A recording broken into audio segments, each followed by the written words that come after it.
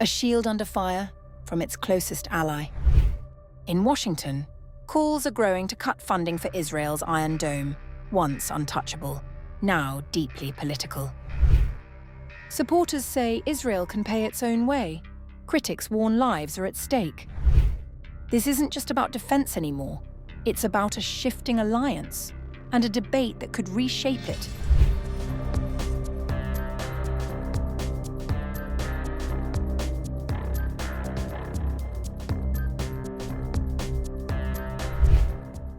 A long-standing pillar of US-Israel defense cooperation is now facing growing political resistance in Washington. Several leading progressive voices, including prominent pro-Israel advocacy group J Street, are calling for an end to American financial support for Israel's Iron Dome missile defense system. For years, Iron Dome funding enjoyed near-unanimous bipartisan backing. The system, designed to intercept incoming rockets, has been widely credited with saving civilian lives and reducing casualties during repeated conflicts. As recently as last year, supplemental funding passed the US House with minimal opposition. But that consensus is beginning to fracture. The shift comes in the wake of the war in Gaza and the joint US-Israeli conflict involving Iran, both of which have drawn increasing criticism, particularly among Democrats. Progressive lawmakers such as Alexandria Ocasio-Cortez and Ro Khanna now argue that continued US funding is no longer justified, especially given Israel's economic strength.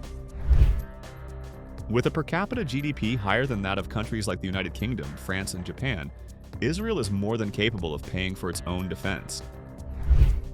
Ben-Ami has proposed phasing out US subsidies for Israeli defense systems by 2028, while continuing to allow Israel to purchase such systems independently.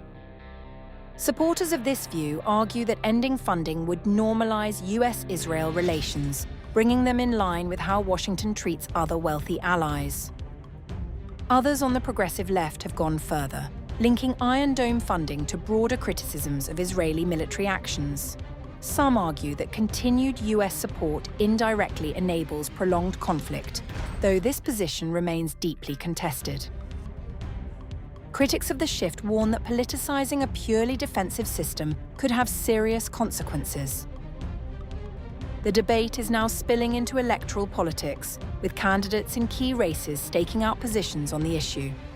While some continue to back funding, others are aligning with calls for change.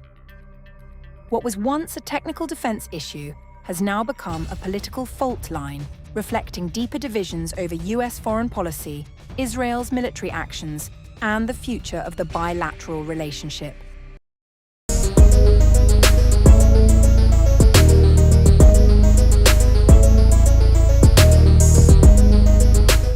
Four Palestinian women step into a hair salon in the West Bank and never walk out. As the war raged in the Middle East, a fragment from an Iranian missile, or possibly a cluster bomblet, tore through the salon in Beit Awa, a small town southwest of Hebron. 13 others were wounded, one critically. It was the first time Iranian missile fire had killed Palestinians in the occupied West Bank since the war began. But sadly, it wasn't the first time a Palestinian had been killed for no reason in a war started by Israel. Unlike the majority of people who live in the Israel proper, the unfortunate women had no shelter to run to, no Iron Dome above them, no system watching the sky on their behalf. That's not an accident, though. It is a well-thought-out plan. Israel's air defense network, one of the most sophisticated ever built, is designed around a simple calculation: which areas are worth protecting. For decades, Palestinian towns inside Israel and across the occupied territories have not made that list. The Iron Dome works by tracking incoming projectiles and deciding, through radar and algorithm, whether a missile is headed for a populated area. If it is not, the system lets it fall. But the problem is how it defines populated. Vast stretches of Palestinian land, including dozens of unrecognized Bedouin villages in the Negev, are pre-coded into the system as open zones. No interception is triggered. Missiles fall. Sometimes Iron Dome interceptors are detonated above these areas instead, raining metal shrapnel onto the people below. A survey last year by Palestinian organizations found that 87% of public shelters in Palestinian towns are located inside schools, far harder to reach in the seconds between a siren and an impact. In nearby Jewish areas, shelters sit inside parking lots and dedicated above-ground structures. In Rahat, a Palestinian town of 80,000 people near Gaza, there are no public shelters at all. In Ofakim, a Jewish town half its size just down the road, there are dozens. An estimated 120,000 residents across 35 Arab towns have no protection whatsoever from missiles or Iron Dome debris. When an Iranian missile killed several Palestinian citizens inside Israel in the town of Tamra in June 2025, Prime Minister Benjamin Netanyahu said missiles do not differentiate between Jews and Arabs. The response from Palestinian leaders was not as welcoming. Again and again, Arab citizens are left exposed while the government speaks only of unity. When missiles fall on Arab homes, we see clearly who matters in this country and who doesn't. The distance from Tel Aviv to the West Bank is 52 kilometers. That's not a lot, but for some, that distance decides whether you live or die. And if you don't believe it, ask the 4 Arab women who never walked out of the salon.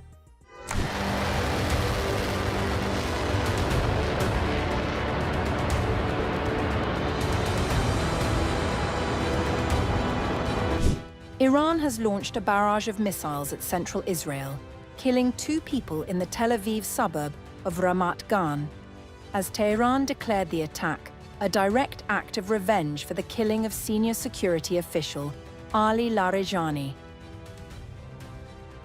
The Islamic Revolutionary Guard Corps confirmed it fired Khorramshahr 4 and Qadr missiles at targets near Tel Aviv,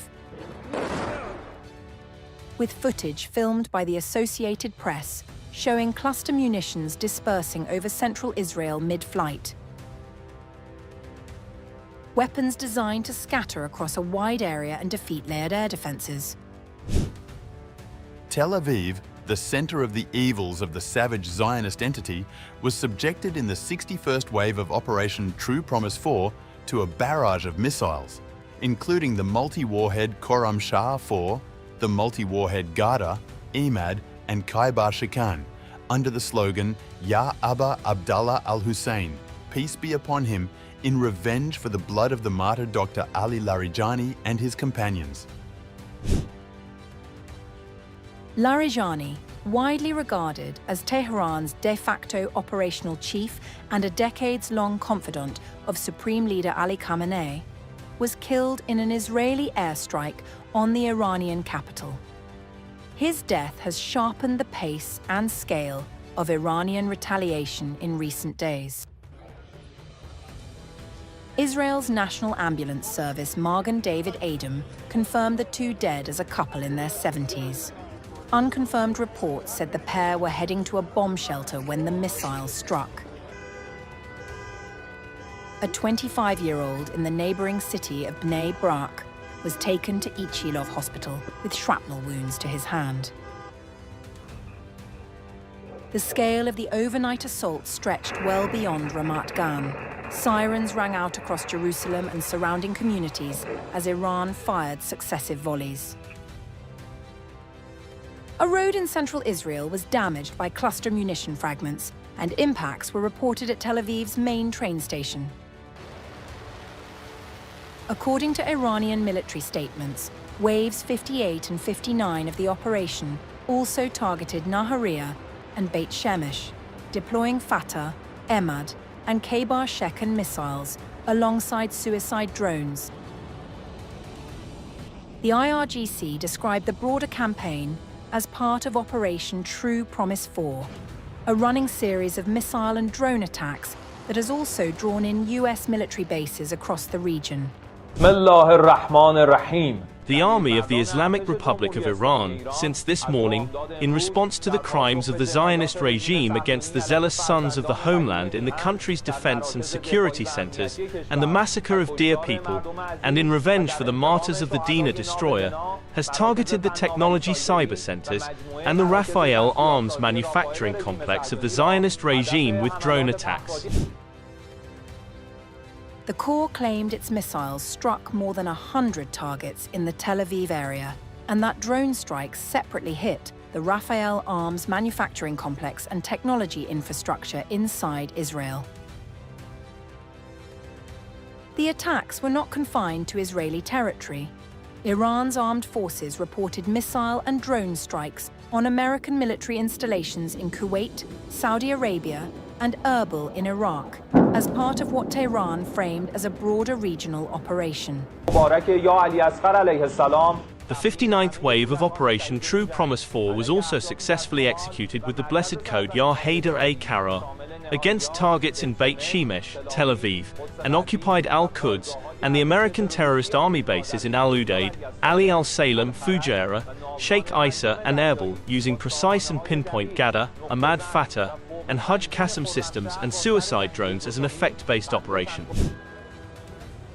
On the northern front, Hezbollah carried out 51 operations on March 17th alone, firing into Israeli territory while the IDF launched strikes on Lebanese targets, including the Beirut neighborhoods of Zuqaq al-Blat and Basta al-Tahta.